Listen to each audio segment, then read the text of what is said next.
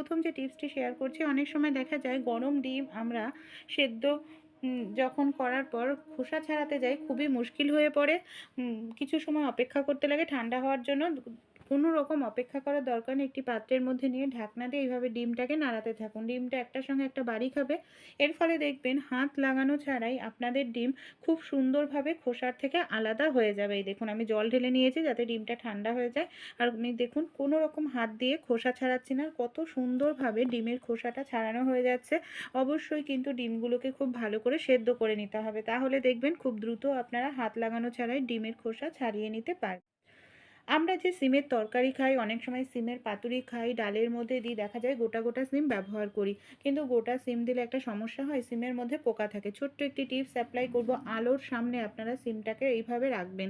আলোর সামনে যদি রাখেন দেখবেন সিমে যদি পোকা থাকে লম্বা মতো দেখতে পাবেন। দেখুন এখানে যে ছোট ছোট অংশ রয়েছে সেটা সিমের বীজ, আর পোকা কিন্তু একটিও নেই।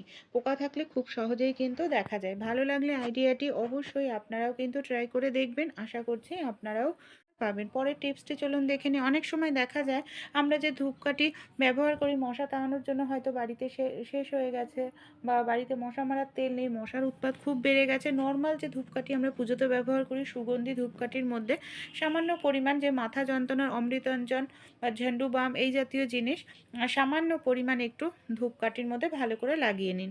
তারপর এই ধূপকাঠিটা যদি আমরা জ্বালাই তাহলে দেখতে পারবেন ধূপকাঠির যে গন্ধ, এই গন্ধটার মধ্যে অমৃতাঞ্জনের গন্ধটা রয়েছে। এর গন্ধের স্ট্রং গন্ধের কারণে মশা কিন্তু